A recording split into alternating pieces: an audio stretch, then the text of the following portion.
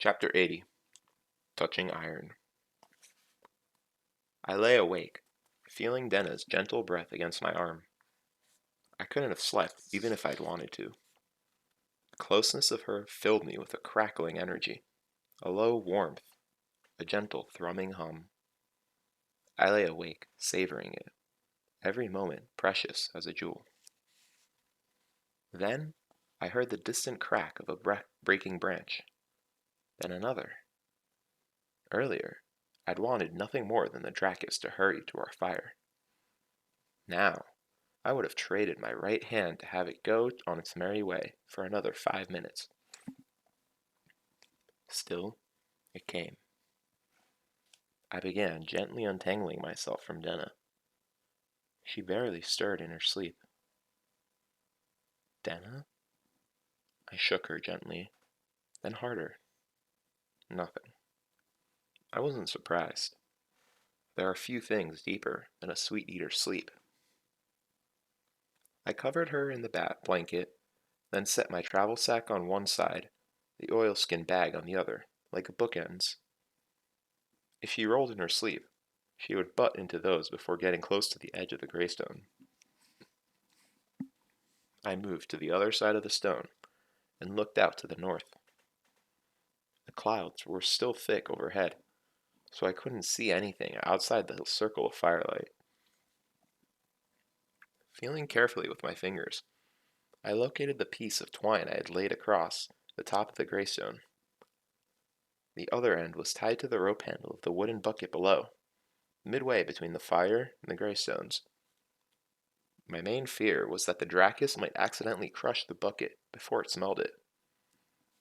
I planned to haul the bucket to safety if that happened, and cast it out again. Denna had laughed at my plan, referring to it as chicken fishing. The dracus came to the top of the hill, moving noisily through the brush. It stopped just inside the circle of firelight. Its dark eyes shone red, and there was red on its scales. It made a deep, huffing sound and began to circle the fire, slowly rocking its head back and forth. It blew a wide plume of fire in what I was coming to recognize as either some sort of greeting or a challenge. It darted toward our fire. Despite the fact that I had watched it at some length, I was still surprised by how quickly the huge animal could move. It pulled up short of the fire, huffed again, then advanced on the bucket. Despite the fact that the bucket was sturdy wood and built to hold at least 2 gallons, it looked tiny as a teacup next to the dracus's massive head. It sniffed again, then butted the bucket with its nose, tipping it over. The bucket rolled in a half circle, but I'd packed the sticky resin in tightly. The dracus took another step, huffed again, and took the whole thing into its mouth. I was so relieved that I almost forgot to let go of the twine. It was jerked out of my hands as the dracus chewed the bucket a little, crushing it in its massive jaws. Then it worked its head up and down, forcing the sticky mass down its gullet. I breathed a huge sigh of relief and sat down to watch as the dracus circled the fire. It gushed out a billow of blue flame, then another, then turned and rolled in the fire, wriggling and crushing it into the dirt. Once the fire was flattened, the dracus began to follow the same pattern as before. It sought out the scattered pieces of the fire, rolled in them until they were extinguished, and ate the wood. I could almost imagine each new stick and stump it swallowed, forcing the denner resin deeper into its gizzard, mixing it around, breaking it up, forcing it to dissolve. A quarter hour passed, as I watched it complete its circuit of the fire. I'd hoped it would have showed the effects of the resin by now. By my best guess, it had eaten 6 times the lethal dose. It should rush quickly past the initial stages of euphoria and mania. Then would follow delirium, paralysis, coma, and death. By all my calculations, it should be over within an hour, hopefully sooner. I felt the pang of regret as I watched it go about the business of crushing out the scattered fires. It was a magnificent animal. I hated to kill it even more than I hated to waste upwards of 60 talents worth of a phallum. But there was no denying what would happen if events were left to run their course. I didn't want the deaths of innocents on my conscience. Soon, it stopped eating. It merely rolled on the scattered branches, extinguishing them. It was moving more vigorously now, a sign that the dinner was beginning to take effect. It started to grunt, low and deep. Grunt, grunt. A wash of blue fire. Roll, grunt, roll. Finally, there was nothing left but the bed of glimmering coals. As before, the dracus positioned itself on top of them and lay down, extinguishing all the light on the top of the hill. It lay there quietly for a moment, then grunted again. Grunt, grunt. Wash of fire. It wriggled its belly farther into the coals, almost like it was fidgeting. If this was the onset of mania, it was coming too slowly for my liking. I'd hoped that it would be well on its way to delirium by now. Had I underestimated the dosage? As my eyes slowly adjusted to the dark, I realized there was another source of light. At first, I thought the clouds had blown over, and the moon was peering in from the horizon. But then I turned away from the dracus to look behind me. I saw the truth. Off to the southwest, barely 2 miles away, Trevin was full of firelight. Not just dim candlelight from windows. There were tall flames, leaping everywhere. For a moment, I thought the city was ablaze. Then I realized what was happening. The Harvest Festival. There was a tall bonfire in the middle of town, and smaller ones outside the houses where people would be giving cider to the weary workers. They would drink and throw their shamblemen into the fires. Dummies made of wheat sheaves, of barley shocks, of straw, of chaff. Dummies built to flare up bright and sudden, a ritual to celebrate the end of the year, something that was supposed to keep demons away. Behind me, I heard the dracus grunt. I looked down at it. Just as I had been, it was facing away from Trevin, toward the dark cliffs to the north. I am not a religious person, but I will admit that I prayed then. I prayed earnestly to Telu and all his angels, asking for the dracus to die, just slide quietly asleep, and pass on without turning around to see the city's fires. I waited for several long minutes. At first, I thought the dracus was asleep, but as my eyes sharpened, I could see its head weaving steadily back and forth, back and forth. As my eyes grew more accustomed to the dark, the fires of Trevin seemed to grow brighter. It had been half an hour since it had eaten the resin. Why wasn't it dead yet? I wanted to throw down the rest of the resin, but I didn't dare. If the dracus turned toward me, it would be facing south, toward the town. Even if I threw the sack of resin directly in front of it, it might turn around to resettle itself on the fire. Perhaps if the dracus roared then, deep and powerful as before. I had no doubt they heard it in Trevin. I wouldn't have been surprised to learn that they'd heard it in Imre. I glanced at Denna. She shifted in her sleep, but didn't wake. The dracus bounded off the bed of coals, looking for all the world like a frisking puppy. The coals still glimmered in places, giving me enough light to see the great beast roll around, flip, bite at the air, turn. No, I said. No, no, no. It looked out toward Trevin. I could see the leaping flames of the town's fires reflected in its huge eyes. It breathed another gout of blue fire in a high arc. The same gesture it had made before, a greeting or a challenge. Then it was running, tearing down the hillside with demented abandon. I heard it crashing and snapping through the trees. Another roar. I thumbed on my sympathy lamp and went to Denna, shaking her roughly. Denna! Denna! You have to get up. She barely stirred. I lifted her eyelid and checked her pupils. They showed none of their earlier sluggishness, and shrank quickly in response to the light. That meant the Denna resin had finally worked its way out of her system. This was simple exhaustion, nothing else. Just to be sure, I lifted both lids and brought the light back around again. Yes, her pupils were fine. She was fine. As if to confirm my opinion, Denna scowled fiercely and squirmed away from the light, muttering something indistinct and decidedly unladylike. I couldn't make out all of it, but the words "whoremonger" and "sod off" were used more than once.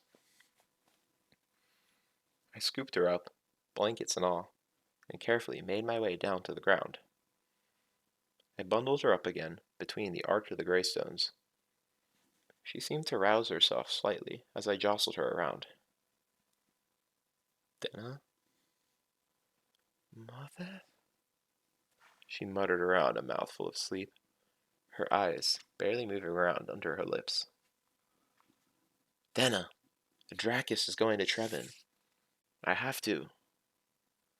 I stopped, partly because it was obvious she had dropped back into unconsciousness, but also because I wasn't entirely sure what it was I had to do. I had to do something. Normally the dracus would avoid a town, but drug-crazed and manic? I had no idea what its reaction to the harvest fires would be. If it rampaged through the town, it would be my fault. I had to do something. I dashed to the top of the greystone, grabbed both bags, and came back down. I upended the travel sack, emptying everything onto the ground. I grabbed the crossbow bolts, wrapped them in my torn shirt, and stuffed them into my travel sack. I threw in the hard iron scale too, then stuffed the bottle of brand into the oilskin sack for padding, and put that in my travel sack as well. My mouth was dry, so I took a quick swallow of water from the water skin, recapped it, and left it for Denna. She would be terribly thirsty when she woke up. I slung the travel sack over my shoulder and cinched it tight across my back. Then I thumbed on my sympathy lamp, picked up the hatchet, and began to run. I had a dragon to kill. I ran madly through the woods, the light from my sympathy lamp bobbing wildly, revealing obstacles ahead of me, bare moments before I was on top of them. Small wonder that I fell, tumbling down the hill, ass over tea kettle. When I got up, I easily found my lamp, but I abandoned the hatchet, knowing deep in my heart that it wouldn't be of any use against the dracus. I fell twice more before I made it to the road. Then I tucked my head like a sprinter and ran toward the distant light of the city. I knew the dracus could move faster than me, but I hoped it would be slowed by the trees or disoriented. If I made it to the town first, I could warn them, get them ready. But as the roads emerged from the trees, I could see the fires were brighter, wilder. Houses were burning. I could hear the dracus's near constant bellowing, punctuated by shouting and high-pitched screams. I slowed to a trot as I came into town, catching my breath. Then I scampered up the side of the house to one of the few two-story rooftops so I could see what was really happening. In the town square, the bonfire had been scattered everywhere. Several nearby houses and shops were staved in light rotten barrels, most of them burning fitfully. Fire flickered on the wooden shingles of a handful of roofs. If not for the evening's earlier rain, the town would already be ablaze instead of just a few scattered buildings. Still, it was just a matter of time. I couldn't see the dracus, but I could hear the great crunching it made as it rolled in the wreckage of a burning house. I saw a gush of blue flame rise high above the rooftops and heard it roar again. The sound made me sweat. Who knew what was going through its drug-addled mind right now? There were people everywhere. Some were simply standing confused. Others panicked and ran to the church, hoping to find shelter in the tall stone building or the huge iron wheel that hung there, promising them safety from demons. But the church doors were locked, and they were forced to find shelter elsewhere. Some people watched, horrified and weeping, from their windows, but a surprising number kept their heads and were forming a bucket line from the town cistern atop the city hall to a nearby burning building. And just like that, I knew what I had to do. It was like I had suddenly stepped onto a stage. Fear and hesitation left me. All that remained was for me to play my part. I jumped to a nearby roof, then made my way across several others until I came to a house near the town square where a scattered piece of bonfire had set the roof burning. I pried up a thick shingle burning along one edge and took off running for the roof of the town hall. I was only 2 roofs away when I slipped. Too late, I realized. I jumped to the inn's roof. No wood shingles here, but clay tiles, slippery with rain. I held tight to the burning shingle as I fell, unwilling to let it go to brace my fall. I slid nearly to the edge of the roof before I came to a stop, heart pounding. Breathless, I kicked off my boots as I lay there. Then, with the familiar feel of rooftop under my calloused feet, I ran, jumped, ran, slid, and jumped again. Finally, I swung myself, one-handed by an eave pipe, onto the flat stone roof of the town hall. Still clutching the burning shingle, I made my way up the ladder to the top of the cistern, whispering a breathless thanks to whoever had left it open to the sky. As I'd sprinted across the rooftops, the flame on the shingle had gone out, leaving a thin line of red ember along the edge. I puffed it carefully back to life, and soon it was blazing merrily again. I broke it down the middle and dropped half to the flat roof below. Turning to survey the town, I made note of the biggest fires. There were 6 especially bad ones, blazing up into the dark sky. Elks Liddell had always said that all fires are one fire, and all fires are the sympathists to command. Very well then. All fires were one fire. This fire, this piece of burning shingle. I murmured a binding and focused my alar. I used my thumbnail to scratch a hasty rune onto the wood, then Doc, then Besson. In the brief moment it took to do that, the entire shingle was smoldering and smoking, hot in my hand. I hooked my foot around the ladder rung and leaned deep into the cistern, quenching the shingle in the water. For a brief moment, I felt the cool water surround my hand, then it quickly warmed. Even though the shingle was underwater, I could see the faint line of red ember still smoldering along its edge.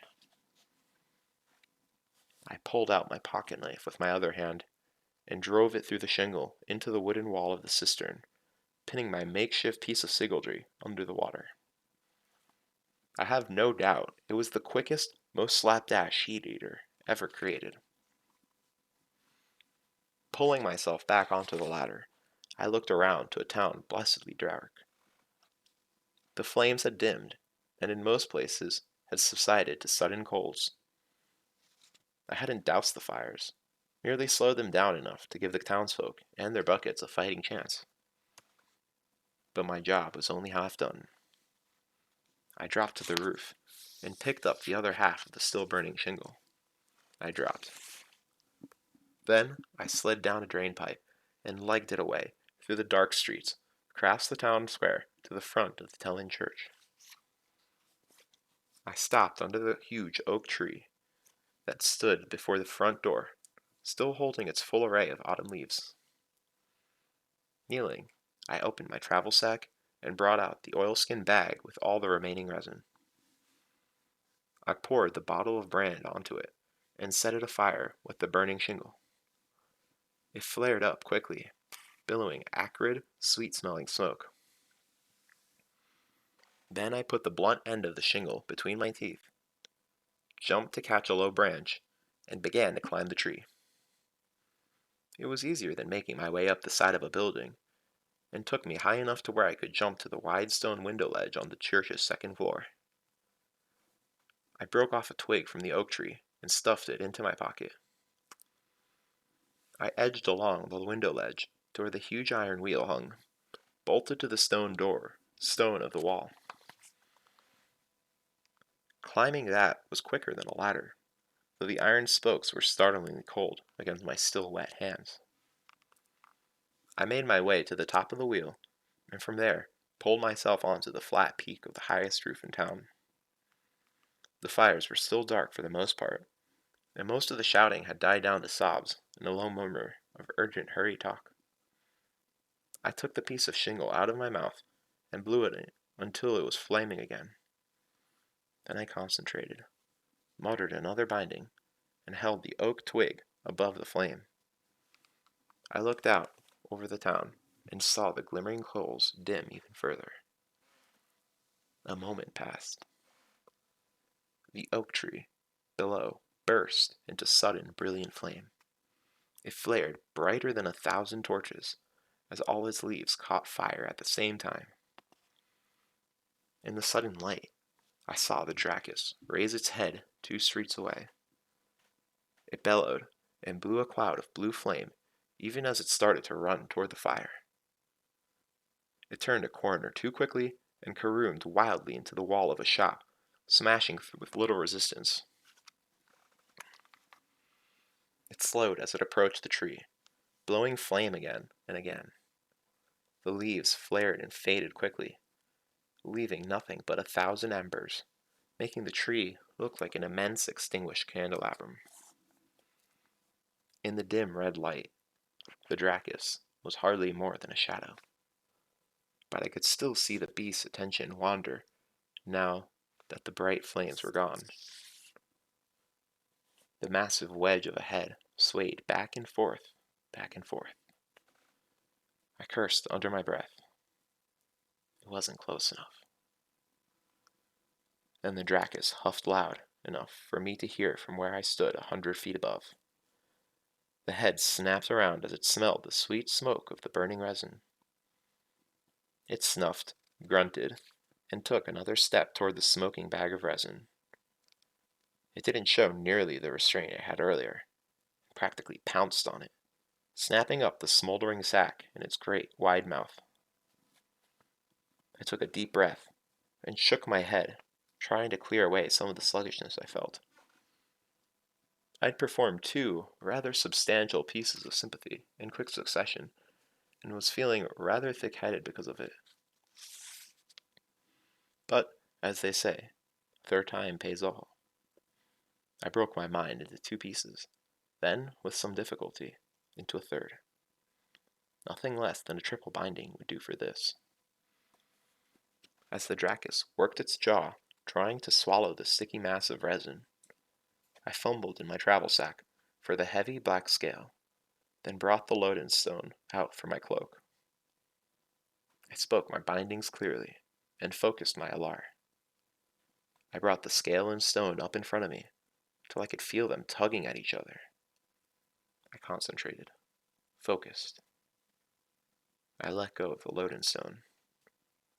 It shot toward the iron scale. Below my feet was an explosion of stone, as the great iron wheel tore free from the church wall.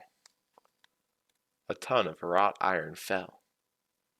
If anyone had been watching, they would have noticed that the wheel fell faster than gravity could account for. They would have noticed that it fell at an angle, almost as if it were drawn to the dracus, almost as if Tellu himself steered it toward the beast with a vengeful hand. But there was no one there to see the truth of things, and there was no God guiding it. Only me.